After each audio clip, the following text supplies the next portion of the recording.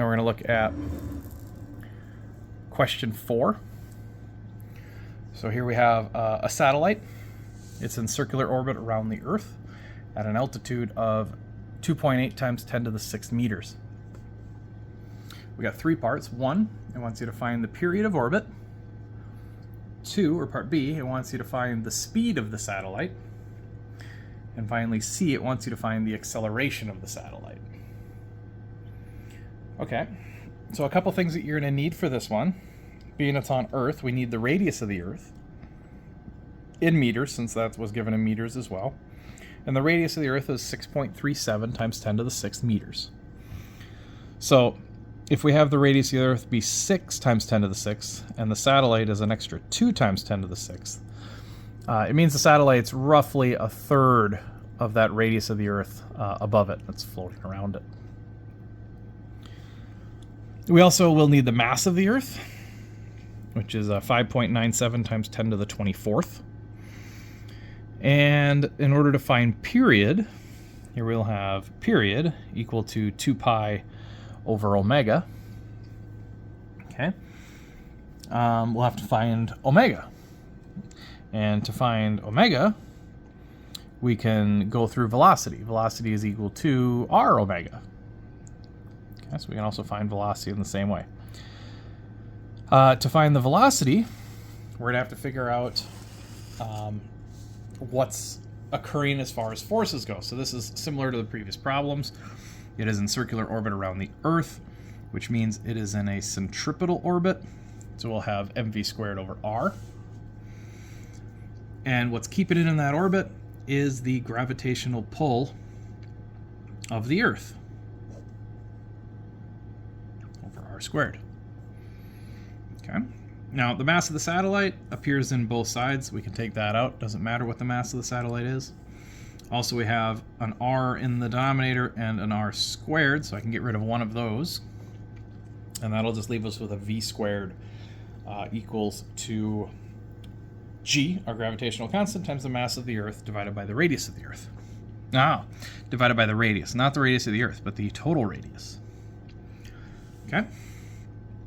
To figure out total radius, it'll be the radius 6.37 times 10 to the 6th plus the 2.8 times 10 to the 6th. So if you do add those two together, you get what the true radius is, which is 9.17 times 10 to the 6th.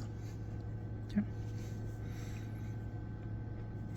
Now, we'll start plugging in. I want to figure out what V is.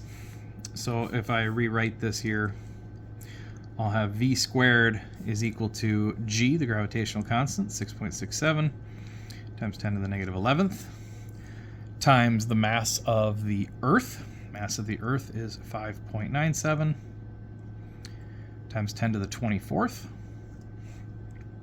And then this all needs to be divided by our radius, 9.17, times 10 to the 6th.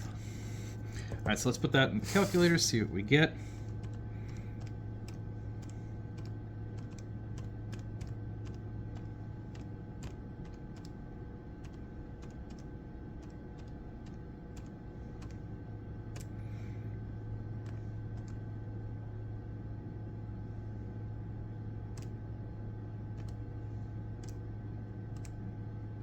Okay. 6.67, negative 11, 5.97, positive 24, and then dividing by the 9.17. Okay, so that got me v squared being equal to 4342410, 43 million. Take a square root on both sides to get what v is. Okay, so if we'll have that, we'll do a square root of our answer, and that'll give us a velocity of 6,589.7, sure, meters per second. Okay. Now that we have v, we can find out what w is. Remember, v is equal to rw, which means w would then be equal to v divided by r. Okay, so here's our v, we know what that is. Here's our r, we know what that is. So let's go ahead and divide that out.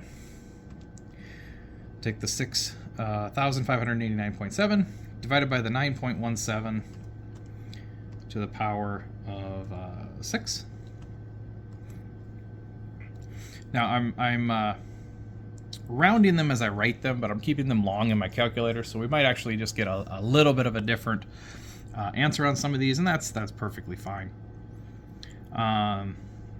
You'll see in the end here we should be close anyway. 7.1 for me, I get 7.19. Okay. 7.19 times 10 to the negative 4th. That's what I get for my omega. That's radians per second. Okay. Using omega, I can then go back and find out what the period is. So my period, t, being equal to 2 pi over omega, I'll take 2 pi, and I'll divide it by my answer I got for omega. And I get a period of 8,743 seconds. All right, so there's my answer for part A. My period is 8,743 seconds. This is part A. Part B says find the speed of the satellite. We've already calculated it. There's our part B, is our velocity. We could have went around it and gotten for W without using V, but it was a little... We're going to need it anyway, so I went ahead and just calculated it that way. So we already have V. We already have part B done. Part C is a little different, so find the acceleration of the satellite. The overall acceleration that is occurring here is centripetal force. Gravity's keeping it intact and keeping it pulling in. But the overall acceleration, remember back to our centripetal force chapter, is the centripetal force. So it's a force just like any other. I'm going to go ahead, add it up to ma, and it'll be mv squared over r. The m's will cancel, and that's nice because I don't know the mass of the satellite, and it doesn't matter. And then here I'm just solving for the acceleration. So I'll need my v squared. So I'll need my 6,589.7 to be squared, and then I need to divide by the radius, 9.17 times 10 to the 6th. Okay, and let's see what happens when I do that. I'll take this and square it, and then divide by 9.17 times 10 to the positive 6th. And I get an acceleration of 4.74 meters per second squared. Okay. And that would be the overall acceleration that we would see as it slowly comes back down into Earth's orbit. Okay.